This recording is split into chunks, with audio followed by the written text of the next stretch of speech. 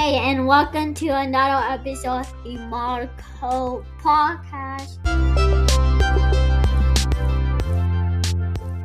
This show was created to shine a light on the realness of being an entrepreneur. Why organization is not a one-size-fits-all, why you need to give yourself grace, and so much more. The G.L.O.E podcast aims to provide motivation, inspiration, or encouragement for you to keep going after your dreams. I'm your host, Angel. Sit back and prepare for valuable tips, resources, laughs, and so much more. If this is your first time here, welcome, and thanks for joining. If you've been hanging around for a while, welcome back, and I hope you brought a friend.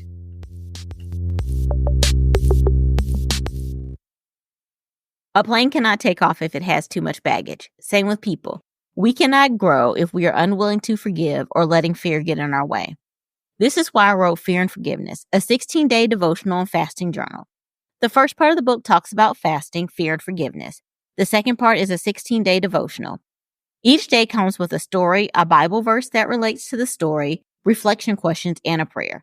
This book was created for anyone who is tired of letting fear and unforgiveness weigh them down. Fear and Forgiveness is available on barnesandnobles.com or at themodcosc.com. Order your copy today.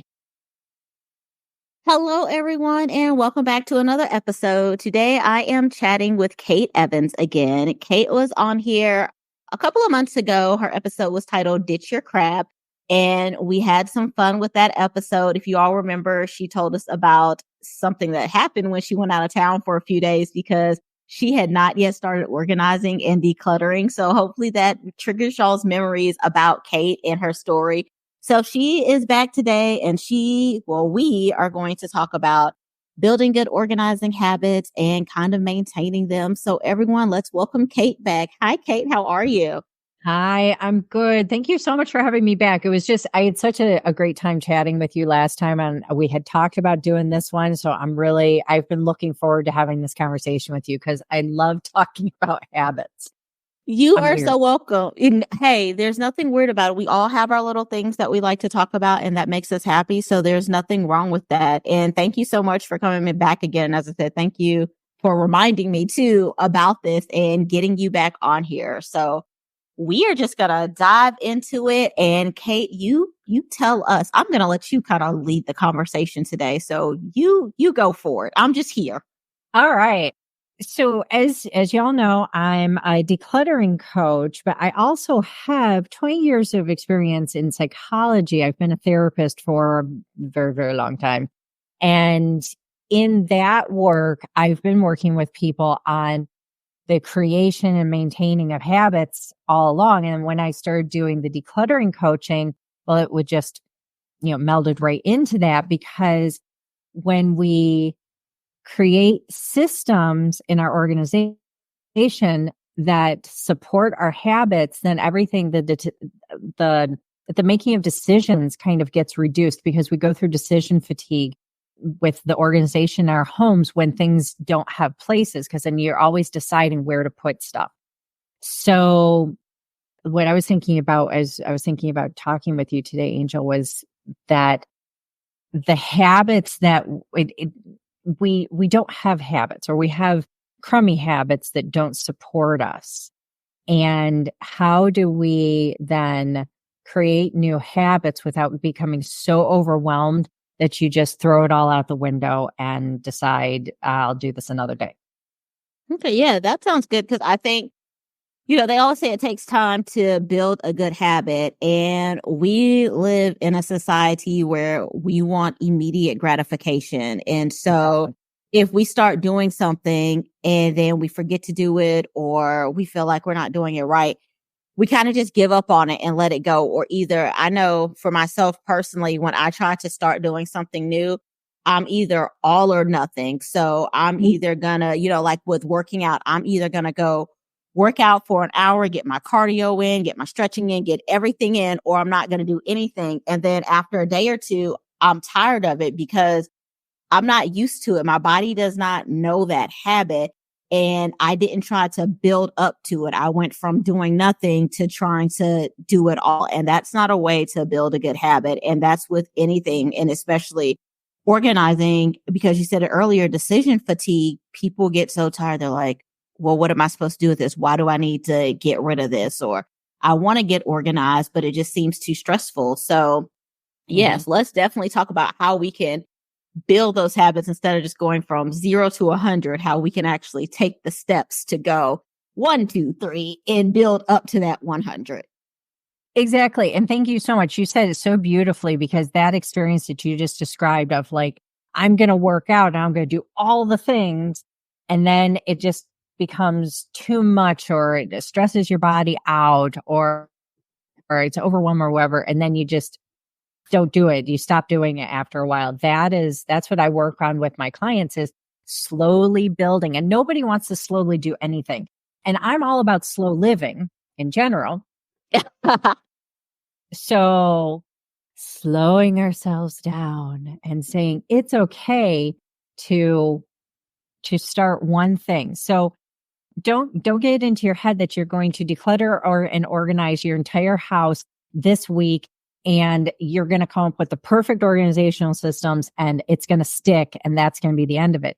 The reality is that, so when we're building habits, we need to start with one thing that makes sense to us.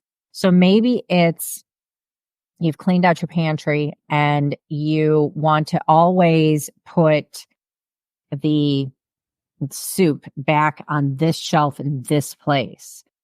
Do that.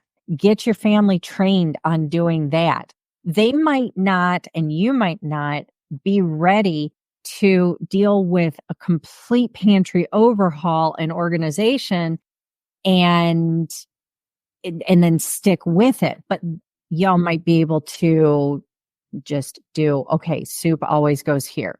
And then maybe next week we decide chips always go here. It's coming up with how we're going to do things. Now, if you can do your whole pantry at one time, cool, but put some labels in place and everything, because nobody's going to know where anything goes.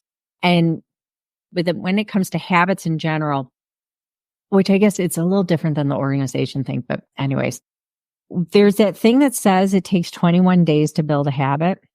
Yes. Like, you've heard that before, right? Yes. I hate that. Oh, okay. I've never heard anyone say that they hate that before. Oh, let's dive into it. Because it gives you the idea that if you just do something for 21 days, for 3 weeks, and bam, you've got a habit and you don't have to think about it anymore. That's not actually how the human brain works.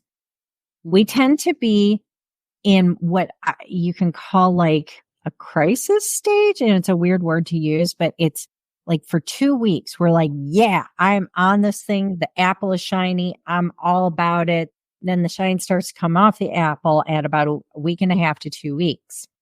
Oh. Now, if you can consistently every day do something for 3 weeks, at 21 days, yeah, you're going to be like building a habit. You will have pushed past that initial, what I'm calling a crisis stage. I know it's a weird word to use, but we could also call it acute. That's a like clinical term for it.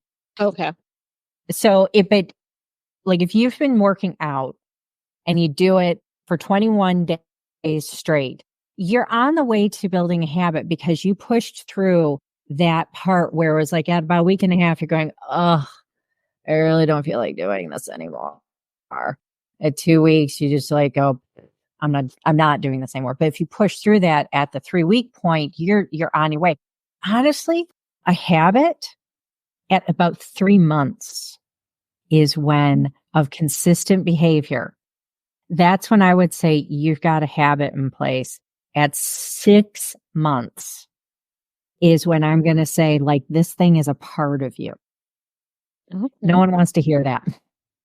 No, they don't, because 3 weeks versus 6 months, that I don't want to wait that 6 months to get that gratification. I barely want to wait that 3 weeks to get that gratification, but now you're talking months to get it. But that makes so much sense, because I've fallen into the trap of it takes 3 weeks to like build a good habit. And I'll just go back to exercising again, where I've consistently exercised for 3 weeks and then something has happened. I've gotten sick or too tired or something like that. And instantly, like that, I just broke the habit because of whatever happened. And it took me 6 months or longer to go back to it. But I feel like things that you consistently do every day for months on end, even if you have to take a day off or something happens, once you're back to the point where you're like, okay, I'm feeling good. I feel better. I'm not sick anymore. You get back into it because it's such a part of your routine that you miss it and you crave it and you need that back, because when you're sick or when something happens, you want to go back to your routine because that's what's normal to you and that's your comfort zone. And so if this has become a part of it, I'm looking forward to that, and I need that back now so that I can feel normal again. I can feel like things are progressing and moving along like they're supposed to. Exactly. And if you have it in your head that this is actually going to take quite some time, then you might be more likely to actually push through that like, well, this doesn't feel like it's a habit at 2 weeks, at 3 weeks. If you understand that it actually is going to take longer than that, maybe you'll give yourself permission to kind of push through and get to the place where it really is a habit, because you don't have it in your mind that you've now failed because it didn't become a habit. Because that's a thing. We feel like we failed all the time, right? Right. Mm-hmm. Right. I'll tell you, because the exercise thing is such a good example of the habits thing, because I think all of us are trying to get like some sort of exercise routine in place constantly. Yes. I've been trying for about 20 years, I feel like, to get a good exercise routine in place, and I've still yet to get one. So, I when I was 35, I started doing 10 minutes of exercise every day. Now, up until that point, I had the longest I had an exercise routine was for 2 months. okay. And so at 35, I started every day at 10 minutes, and that was it. And at around the 30-day mark, I looked down and realized I had a quadricep muscle. I know it's weird. We all have quadricep muscles, but I had never seen mine before. I got you. I got that. I went, holy heck, I can actually create change in my body. And that was with 10 minutes a day. And I had this whole thing where I was writing stuff down on a little calendar every day, what I had done for that 10 minutes. And so that seeing change encouraged me to keep going. So that's another problem with the 3-week mark, is sometimes whatever the thing is that we're doing, we don't feel like we've actually seen change. We haven't seen results yet. And we need to sometimes see results to like mentally and emotionally decide that it's worth keeping on going. Right. When I saw that quadricep muscle, I decided it was worth keeping going. And so I kept going every day, 10 minutes. And I eventually it expanded into actually going to the gym, and not just paying for a membership and never going to the gym, but paying for a membership and going Right. once a week. And then I started doing Pilates and I started doing yoga, and it all just kind of snowballed. So fast forward to I'm now 49, and I let a lot of my exercise habits kind of get super loose in the last few years. And I decided that on January 2nd of this year, 2024, I was going to do some sort of movement every 6 days a week. Okay. And I had a vacation that I was going down to Florida to visit my father, and then to have a girls' weekend at the 3-week mark. Oh. And for the first time in a very, very long time, I actually kept up my movement routine while I was out of town. Oh, that's wonderful. So I did yoga every day, because that's the easiest for me, because I'm a big old yogi here. So I was so proud of myself, and I did it. I was gone for like 8 days, and I did it 6 of those days, and I was really happy with that. So when I came back, it was still in. I was like, all right, I'm a month into this now, and I'm keeping on going. At about the 3.5 month mark, there was a death in my family, and I had to be out of town for 2 weeks. Now, remember I said that about 3 months, a habit has been built. Right. It was effortless for me to continue to do yoga every day. I just didn't have the facilities to do any of the other stuff because I really like weightlifting. I Okay. just didn't have facilities to do that. So yoga, again, is like my easiest thing to do. So I kept going and I went, oh my gosh, like this is truly a habit now. I really Right. did it. I built a Right. habit again. Yay. Yeah. And then when I got home, now I've been gone. I've been out of all of my routines except that one for a couple of weeks. And I came home and I thought, oh gosh, this is going to be ugly. But I have a whole bunch of routines, like a morning routine where I get up, I wash my face, I do my exercise, I feed the cats, I unload the dishes, I wipe down the kitchen, I do all of that stuff. I make my bed. All of those routines were just waiting for me when I got home, and I just slid right into them. So those routines, those systems, those habits that we build, they make life so much easier if you give yourself permission to build them. I love that.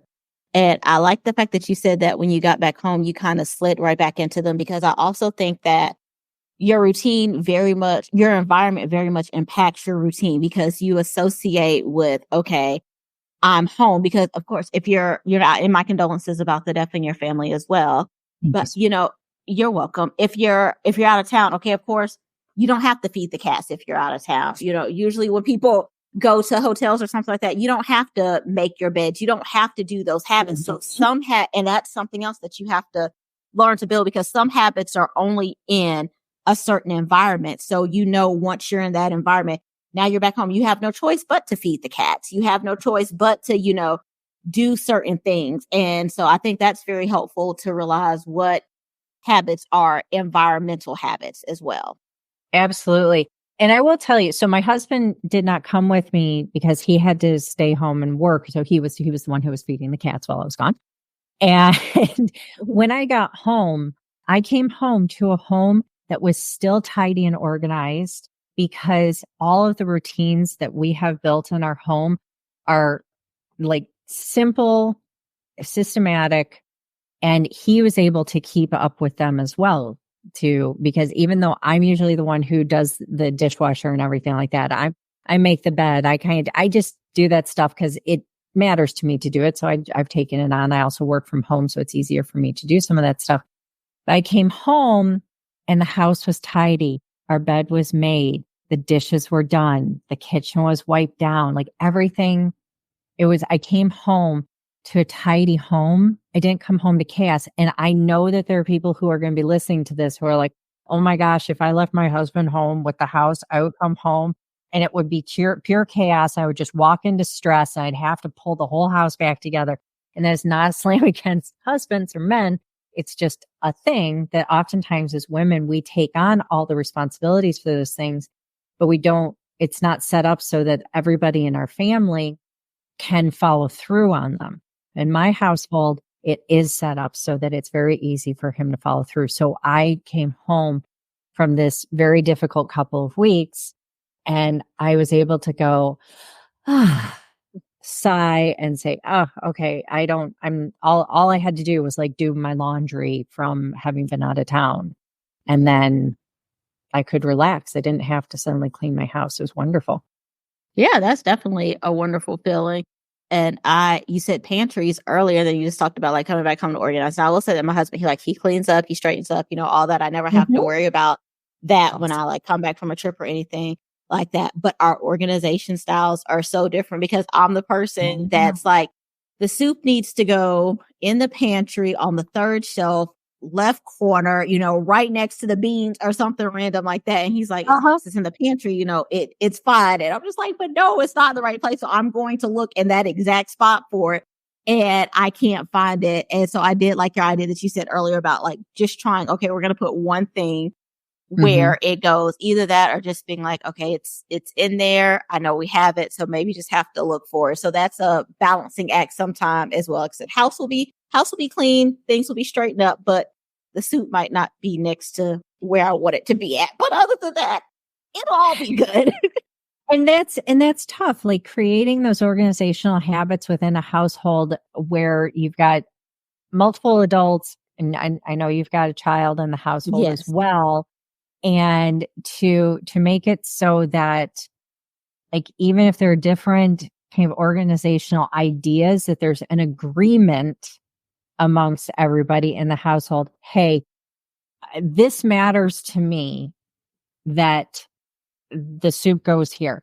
How can we make it so that it is easier for everyone to do this? And maybe it's like in my pantry, I have bins.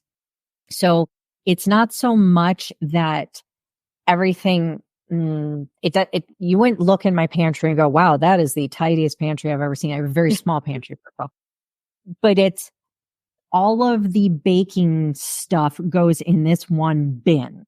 Mm-hmm.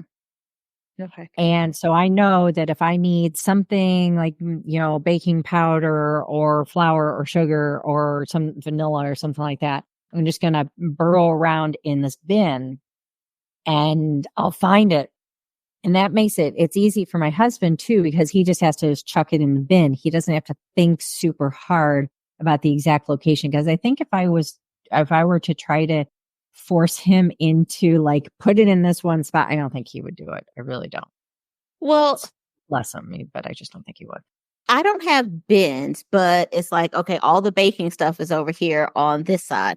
All the pasta is here together. All the snacks are here together. All the condiments are here together. Like the teas and the coffees are all together. Like, why areas? Yeah, all the seasoning is here together. Mm-hmm. Why is that when I go to look for the pepper's with the syrup and the ketchup? It's not a condiment. It's a seasoning. What I hear when I hear that is that there has not been like a sit down agreement of like, hey, I get it, that to you, it just being in the pantry is good enough. For me, it makes me feel better if it actually goes in this area. Is that something you can do for me? If you don't feel it's something that you can do for me, then what can we do to make it easier for you to put the pepper back with the seasoning? It becomes a conversation to have, I think, with your partner of like, it's not a like, you have to do it this way. It's a, what can we do? How can I help you help me make this thing happen? And now if one just has a stubborn spouse, then you have to like lean into the acceptance of, I'm never going to know where anything is. I'm never going to know where my pepper is. So can I have organization in other places that makes me feel less nuts? Okay. Right. So then you have our big things that we organize are like our pantries and our bathrooms, our closets. These are places that need a lot of organization. Like a bathroom, what I mean by that is that you might have where does the toilet paper go? Where is the soap? So if you are in the shower and you realize that like the soap has gotten down to a tiny little nub and you need some soap. And so you're going to have to hop out of the shower soaking wet to find some soap. You really don't want to be digging all over the place trying to find a bar of soap, right? Right. You want to be able to find a bar of soap. I may or may not have had this experience happen to me in some form. It's usually actually shampoo or conditioner. Okay. I was going to say, it sounds like this has happened to you before. And I feel like you may have like almost slipped and fell and like caught yourself. So I don't know why, but I just, from what I know about you, Kate, I just really feel like there was a slip and fall or like an almost slip and fall or something like that. It's more like, luckily I don't even have a large enough bathroom to have a slip and fall in. But it's more than that. I end up dripping water all over my entire bathroom because I have to get the closet where all the stuff is kept is on the opposite side of the bathroom from where the shower is. So I have to cross the entire shower or entire bathroom soaking wet from the shower to get. And I really don't want to be standing there just dripping everything off of me for 5 minutes while I'm pawing around trying to find conditioner. So shampoo and conditioner always goes in this bin. Knows a theme. I'm very much about the organizational simplicity We've talked about Cassandra Arson. I think we had been talking about her. And organizational simplicity works for me with having large bins of things go into. Like my husband has his bin where all of his shaving cream and his soap, because we do use different soap for some reason. I get it. We do too. Yeah, his razors and all that stuff. His bin has all that stuff. And I just know that's where his things are. My hair stuff is in one drawer. All hair stuff goes in this place, so I know where it is. And I'm not going to have to spend my morning trying to figure out where did I put that thing. Right. So our organizational habits then of, well, what's my morning routine? So that's the thing where like I wake up in the morning, I make the bed. Is that one of the Excuse me. I just there is a cat burrowing around somewhere in my office, and I could not figure out where the noise is coming from, and I just realized the noise is coming from behind my couch. Right. Yeah, I was wondering because it's Rosie, right? Rosie's the one that's always clinging to you. Ruby. Okay, I knew it. I suspect it's Soho who is actually burrowing around in my office right now. I can't see her because she's behind the couch, but she tends to do that. So I have Ruby and Soho. They're named after a song by the band Rancid. So gotcha. I knew it started with the R. I was like, starts with an R, and I know she said that's the one that's always usually there. And I was gonna say I'm a little disappointed. Like last time Ruby didn't come. This time I guess she's like, I know this lady doesn't really like cats, so I'm not gonna show my face. So I know I was in a session earlier and she was draped over me. I had to get up to have my conversation with my mom this morning, and I think now she's just angry with me because I disrupted her. Oh, she was angry with you last time too. So yeah, she's a cat. So yeah, we were cleaning the bathroom, she and I, earlier. So that's actually, I was working on a reel involving that before you and I got on. Anywho, this is hilarious. This is talking to me. When my mom is talking to me, I start talking about my cat. She'll actually like redirect me back into the conversation because I get very distracted. No, I mean, when my dog was alive, my mom used to always say, she's like, if you didn't know, you would think that Angel had 2 kids. She's like, because she's always telling one of them to stop doing something or to get off of something or to leave the other one alone. So yeah. So, oh. And as we're speaking about her, Miss Ruby has hello, Ruby. How are you? Oh, well, you look a little angry, not happy. I'm sorry. She has a mask, so her black mask on her face makes her look like she's always about to attack you or something. Oh, okay, yeah, because I felt it through the computer screen. I was like, what's going on here, Ruby? Like, I'm sorry. Okay. No, she just always looks like she's an assaultive little animal. And so what she's going to do now is she's just going to curl up in my lap and purr away while we continue to talk. Okay, that's fine by me. So there you go. See, so she will not attack you through the screen. I promise. Okay, welcome to the chat, Ruby. And Mom, I'm sorry about Ruby jumping onto the camera. My mom's terrified of cats, so Mom, so sorry about like putting Ruby right there in the camera. Well, luckily it's only audio, but just her hearing us talk about it is probably gonna like freak her out. So I'll warn her to kind of skip through this part before it airs. And she actually is a very nice kitten, I swear to God. So if we're trying to find like organizational habits, we have to have routines. I think that's a big thing that I really want to stress in this conversation, because the routine of like, say you're cooking and that's one of the things you're saying. I really like to know where my pepper is at all times so that the routine of making a meal is not disrupted by trying to hunt items down. Right. And that's the routine of, say, like a morning. And I really encourage everybody to have morning routines to really start your day off decently and not scrambling. But I was just talking with a client about morning routines, actually a couple of them in the past week. And when a client was saying, I just don't want to get out of bed. I don't want to get out of bed. And she said, I'm trying to find motivation to get out of bed. So the really not nice thing that I have to say about that is that sometimes we have to start our habits or our routines even though we aren't motivated. Mm-hmm. Just remember what I said about like sometimes our motivation comes from seeing a result. Right. So unfortunately, I think we've gotten this idea that I have to be like super motivated to clean my house. I have to be super motivated to organize my house, or super motivated to get an exercise routine, or create a morning routine, or whatever. I've got to be motivated before I start the habit. Actually, it doesn't work that way. Mm. Okay. Yeah. We have to do, oftentimes, not always, but oftentimes, regardless of the not wanting to do.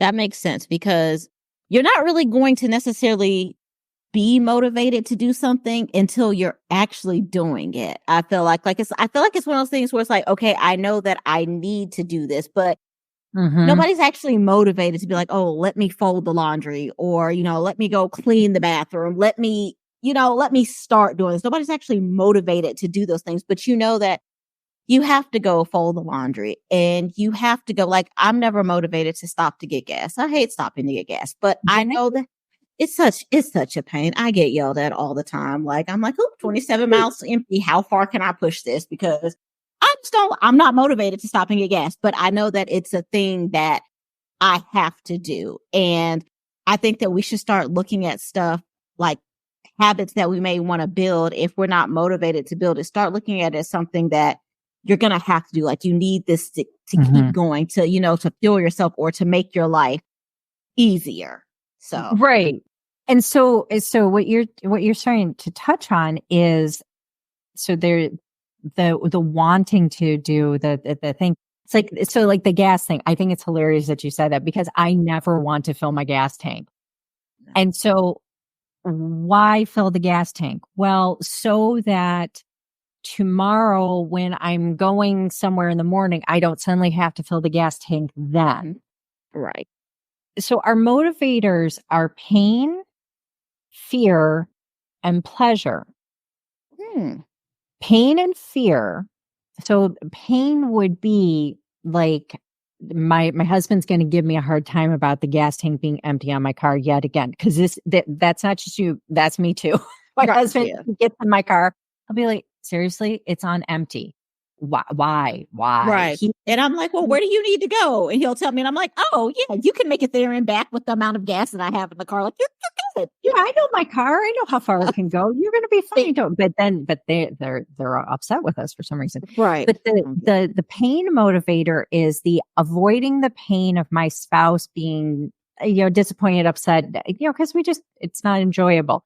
Right. The pleasure motivator is, oh, it's going to feel so great tomorrow morning when I have to go to that, run that errand or go to that appointment, and I look at the gas tank and it's full. That's going to feel really good. Pain and fear are short-term motivators. Pleasure is a long-term motivator. So when I had that experience of working out and seeing that quadricep muscle, that created a sense of pleasure, which motivated me to keep going.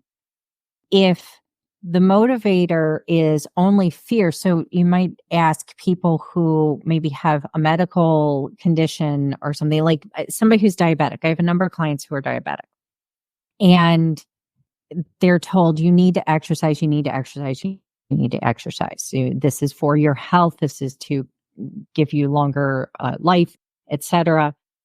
But that fear motivator of, my diabetes is going to get out of control or something, isn't actually enough to create the motivation for a long-term habit. They might work out or count their carbs or whatever for a short period of time out of fear, but they have to identify, what is the pleasurable reason why I would keep doing this? Because I feel better. I've got a client who, she started taking her diabetes medication, and she started feeling better, and she decided she was worth feeling better. And so she kept doing that, and she improved her eating habits. I mean, she's doing amazing now. I'm so happy, so proud of her. But getting up in the morning, I make my bed not because I should, because there's like a pain fear sort of thing involved with the word should. Right. I make it because it feels good to me when I walk into my room later on in the day and the bed is made and the room is tidy and it feels like I can breathe in that room. Right. So when you're thinking about habits you're wanting to build, and if it's about like organizing something in your home or creating routines, think about what the pleasurable reason is that you would do this, then do it, even if you don't really feel motivated, until you get to that point where you're actually experiencing the pleasure, and then you'll want to keep doing it. But now you've got to keep on it and keep giving yourself permission to feel good for the next 3 months. To keep going with it. Yeah. Yeah. Does that make sense the way I described that? No, that makes perfect sense. And because I have type 2 diabetes as well. And so I really resonated with what you said, so as you go to the doctor, okay, you have to exercise, you have to eat better. And it's like, but I like cake and I like cookies and I don't really like, exercising and working out that much. But it was that fear, as you said, in me that, okay, if I don't work out, if I don't do this, then this is going to happen. And so, but that fear, like, it motivated me for a little bit. I do good for that 3 weeks or, that 2 weeks or whatever. And then I'm just like, oh, okay, whatever. I've fallen off. But now I am motivated by, as you said, the pleasure of it. And I'm like, okay, I don't want to be on this medication for the rest of my life. I want to be able to get off of this. I want to be able to do better and choose better eating habits. And so that goes back to what we were talking about earlier of starting small and not just trying to completely go crazy with it, but starting off small and being like, okay, I'm going to make sure that I have a piece of fruit a day, or that I'm going to have a vegetable a day, or that I'm going to choose a salad over French fries or something like that. And that I do, as you said, you have the 10 minutes. I have this 10 minutes and now I'm going to work out and do what I can in order to build up those habits until it gets to more. And I never looked at it like that until recently, to just be like, just start small. It doesn't have to be all or nothing. It's okay to start small. So that example made perfect sense. And that all or nothing thing that you're talking about is so prevalent. My clients come to me with all or nothing, black and white thinking constantly. I have to do all the things because if I don't do all the things, then I'm doing it wrong or I'm not doing enough. Right. And getting out of that mindset, getting to a place where enough is a smaller thing. There's actually the 80-20 rule, which is do everything at about 80% and let 80% be good enough. Now, my clients do not like it when I say good enough because everybody says good enough isn't good enough. What? Good enough is in fact good enough, but people are looking to perfectionism, and perfectionism is that all or nothing thing that you're talking about. But then my clients will fight back on me and they'll say, I'm not a perfectionist. My house is a mess, or I never exercise, or I never get up on time. I'm not a perfectionist. But the all or nothing thinking creates this sense of I'm a failure, and then you don't want to keep doing it. So oddly enough, most people who have perfectionistic tendencies actually don't have the lives that they really want to have because their perfectionistic tendencies are getting in the way of them accepting 80% and being satisfied and happy with that. My house is not 100% tidy. I think I put up a reel recently on Instagram that showed me like my kitchen table, and it's just covered in stuff constantly. That's our hot spot. It is always covered in stuff. And you might even be able to see somewhere. Yeah, I know kitchen tables, flat surfaces, they are so problematic. In the video, you might even be able to see in the background my couch that's like covered in throw blankets and pillows, and they're just in complete disarray. But that's okay. It doesn't have to be perfect. My laundry doesn't have to constantly be done. Clean your house at 80%. Do your habits at 80%.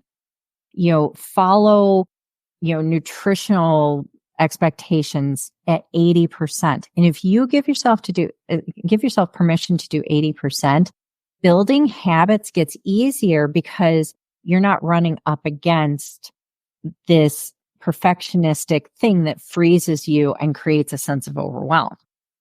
Okay. I like that. And I like the whole do it at 80%. I'm writing that down because that might just be the episode title here. So I like that you don't always have to do it at 100%, again, back to exercising, like exercising for 10 minutes a day is better than not exercising at all a day. So, yes. how sometimes they say something is better than nothing. So, and that's what I proved. And I tell my clients all the time about that thing, how I started exercising, because my clients look at me, and especially those who have known me for years, they think of me as really having my stuff together and like being with it. And I kind of giggle at that because I don't think I got it together at all, but whatever. But they think of me as somebody who exercises really regularly. I'm saying, you don't know that, like, I started out as somebody who, like, I lived across the street from the University of Michigan Rec Center for 2 years and never stepped foot in it. So when I was in college. Yeah. Listen, never. Up until recently, I worked in a gym for the past 5 years. The building that I worked in at work, it was in the gym, and I worked there for 5 years. And out of the 5 years that I worked there, I would say the total time that I actually consistently worked out probably total up to maybe like 8 months, because I do it more so in the summertime when no one was there. And the last 2 summers, I didn't even work out. So 2022 and 2023, I didn't even work out because 2022, they changed. There were 2 cardio areas, and I like the cardio area that was in the back where no one could see you. And they took that cardio area down and changed it to something else. So I haven't worked out at all there in 2 years. So yeah. Well, but you're touching on a really important point, which is that, like, proximity or perception of ease does not equal like doing the thing. Right. You still have to decide, I'm doing this because it is important to me. It is, and that's the big piece of like the like, why do you do the thing? It's important to me. I'm worth it. This is something I want to put my energy into. Whatever that is, because it's so often, it's really easy to look at other people and say, well, why doesn't he or she do X, Y, and Z? It would be so easy to, it's easy to come up with solutions for everybody else's life. Right. But it's just because something looks like it should be so easy to do. Even like your husband putting the pepper back in the spices place, it seems like something would be so flippin' easy to do, to just put the freaking pepper back in with the spices. But his brain just thinks differently. Right. So it's, when we think something like it, you ought to just be able to do this. That actually creates a should, which is a perfectionistic thing, which comes with a lot of negativity, comes with good and bad judgments. And ultimately, when we're going to build habits, new habits for ourselves, we have to decide, this is the thing that I want to do. I'm committing to this. Here's the way that I'm committing to it. So I really encourage people to create a plan, one that slowly builds up. Don't try to do it all at one time. Give yourself permission to slowly build. Do the thing even when you don't feel motivated, because you believe that there is pleasure to be found in the results down the line.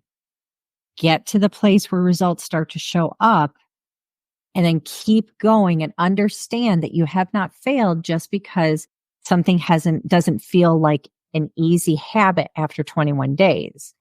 It's going to take actually months for that to happen. So give yourself permission to give yourself the gift of keeping on going with the habits. I love that, Kate. I love that so much. Thank you so much for sharing that and giving us some tips on how to build good habits, and just letting people know that it's okay to take it easy, and that it doesn't have to be done in a day or 3 weeks, that that it's going to take time. So just, remember to give yourself grace, and just take it easy. Like, this conversation was so fun. I could talk about organizing and building good habits all day. So now I feel like we're going to have to do like a third episode at some point. Okay. And come back and talk some more about all of this. Is there anything else you would like to share before we head out? No, I think that I've covered everything. Just really stressing the giving yourself permission to do the 80-20 rule. Just hit stuff at 80%. 100% is, it just doesn't really exist.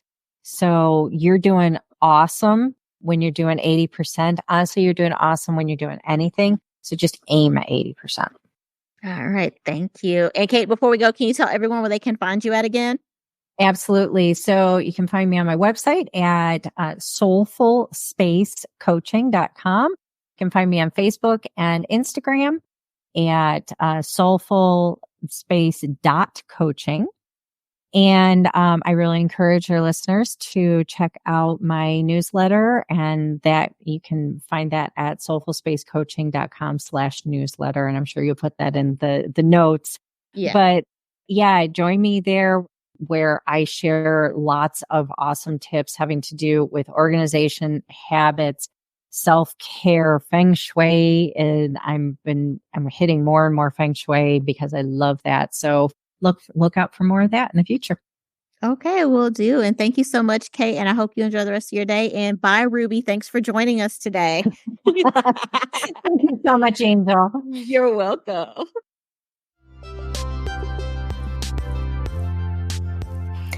Thank you for tuning in to another episode of the Modco podcast.